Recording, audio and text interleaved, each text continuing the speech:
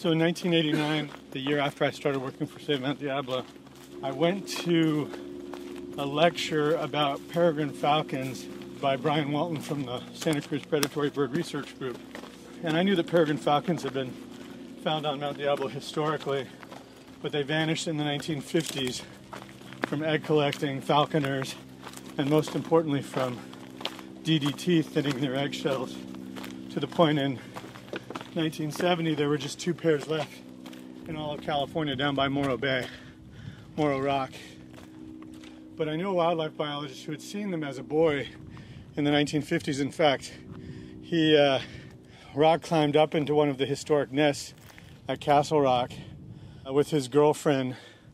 It was such an important place to him that even though he made her carry the backpack, which turned out to be filled with champagne glasses and champagne, that's where he chose to ask her to marry him, wildlife biologist Gary Beeman.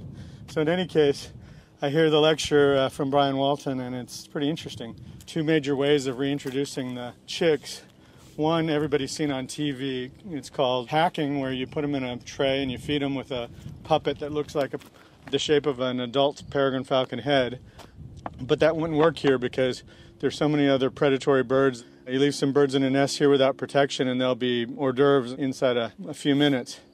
So you need somebody to protect them while not imprinting humans on them. And the way you do that, it turns out, is pretty easy.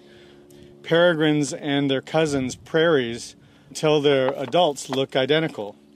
The peregrines eat high on the food chain, songbirds that concentrate poisons from insects, and the prairies eat low on the food chain, rodents and insects and things like that.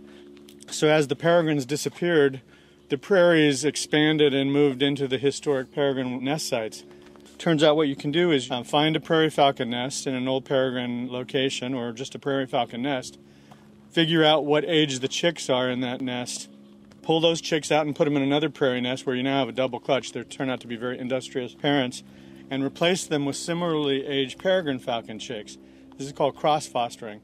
And so the adult prairie falcons raise the peregrine falcon babies until they're big enough to fly away. And we did that from 1989 to 1992, introduced 5 or 6 pairs to the mountain. They fly away in June or July over to the coast where there's more food, come back in January bringing different mates, and they've been breeding here since 1990 or so.